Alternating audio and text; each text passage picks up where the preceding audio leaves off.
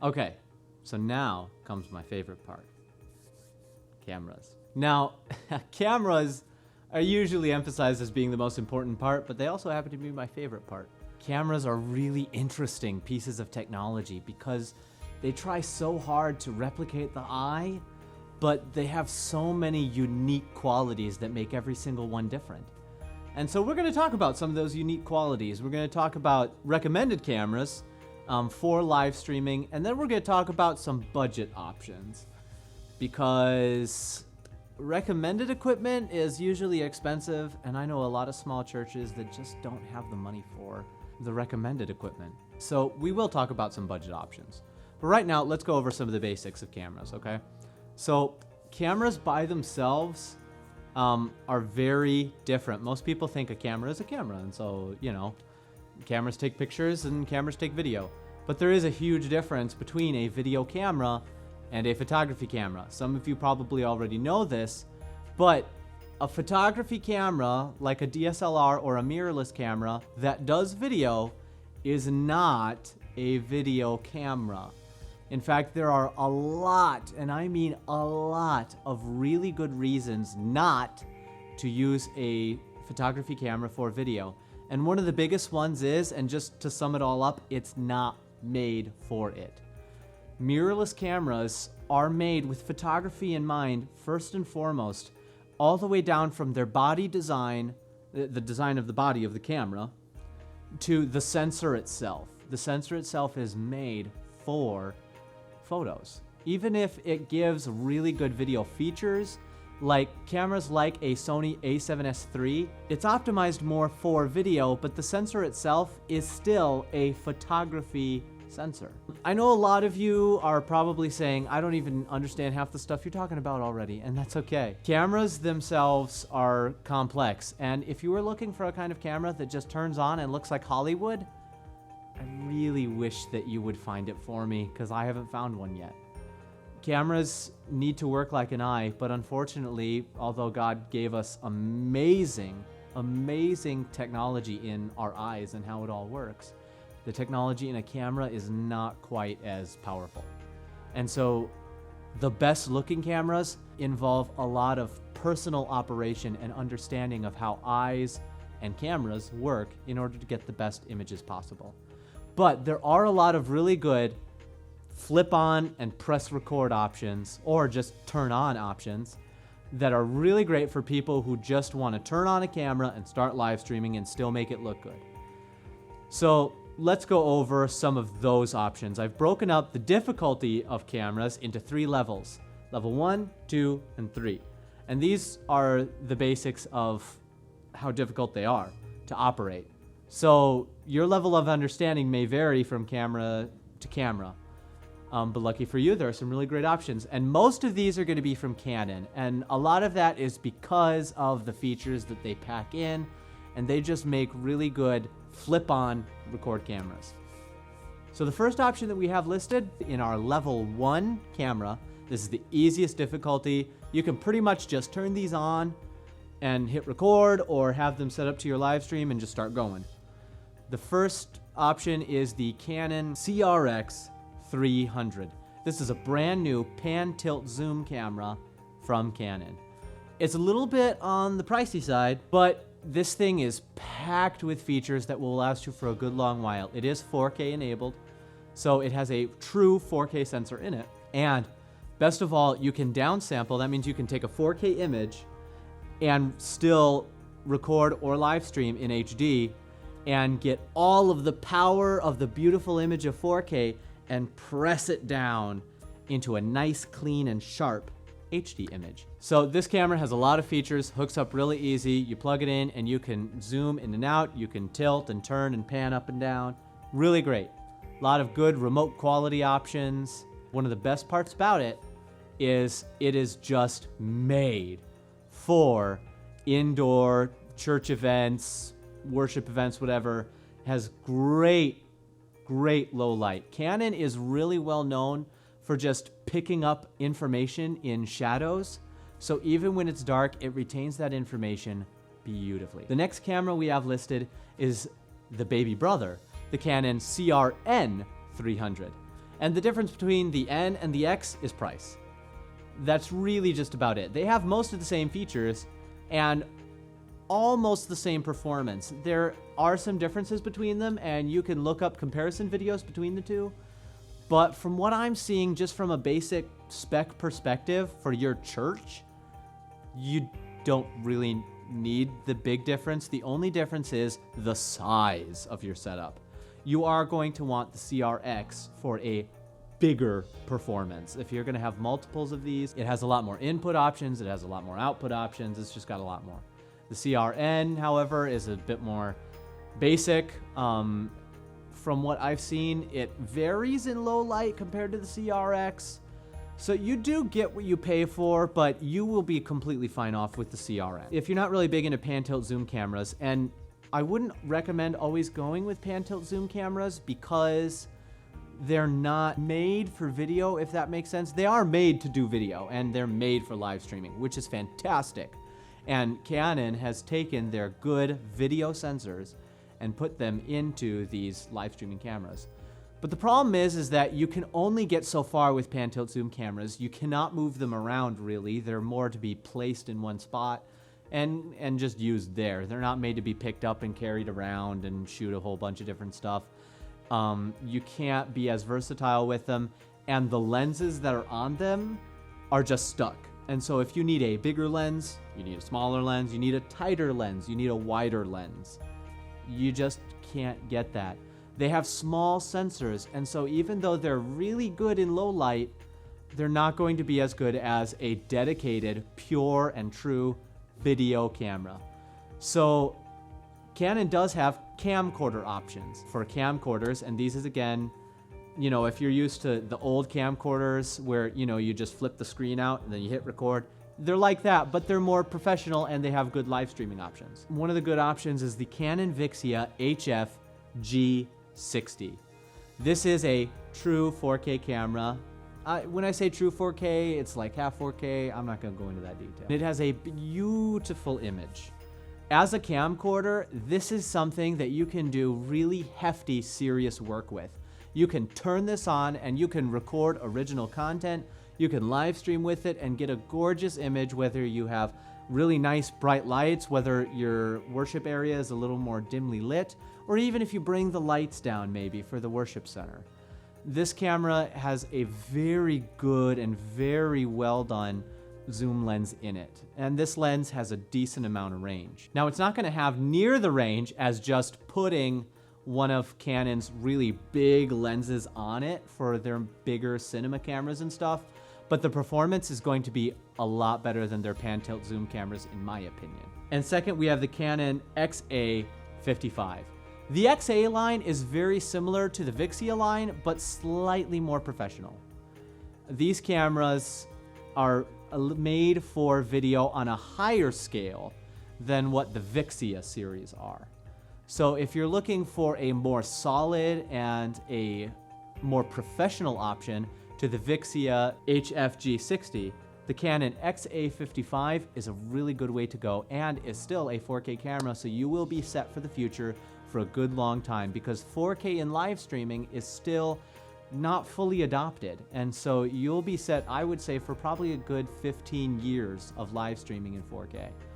Unless some crazy technological boom happens and we all end up streaming in 8K in the next 2 years. So next up is level 2. These are cameras that do take a little bit more knowledge to operate, and you do need a bit of setup. You can have somewhat of a basic knowledge about cameras, your ISO settings, your aperture settings, your white balance settings. Now, if you didn't understand any of what I said, then these cameras are not for you. But these cameras can, with more than really just a video on YouTube about explaining how to understand camera basics, they're not that complicated. They really do take a basic level of operation, but they do have more options for professional. They're really not that hard to operate. I've given these cameras to completely new camera operators, and they've gotten it going within no more than a day of explanation, and the image looks fantastic. In fact, here's a quick clip here. What you're seeing right now is one of these cameras that I'm about to recommend. They're using And the operator has had maybe a day of training that I gave him, and he's done some study outside of that. But for our level 2, we have the Canon C100 Mark II. Now, this is a fantastic option for churches on more of a budget, but still want to get a professional option. This camera has some of the best autofocus technology that is in the market right now.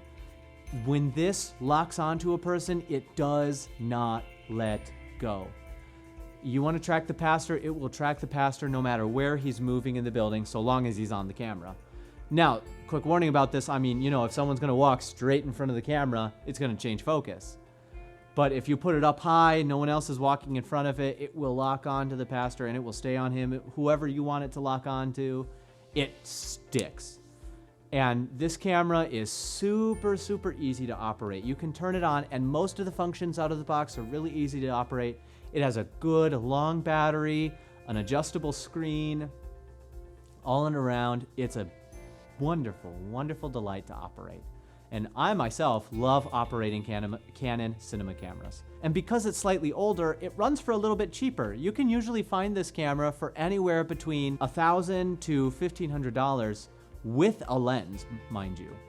And so it really is a great option. Glass, or the lenses for this camera, are very cheap. You can find lenses for this camera at a very good rate, if you didn't already get a lens included when you buy it. Really great recommendation. Now, it is an HD camera. That is a warning, but it has a 4K sensor on it. You are getting a 4K readout on the camera, but when you record, you are going to record an HD image. So do be aware of that. The next is the Sony A7 III.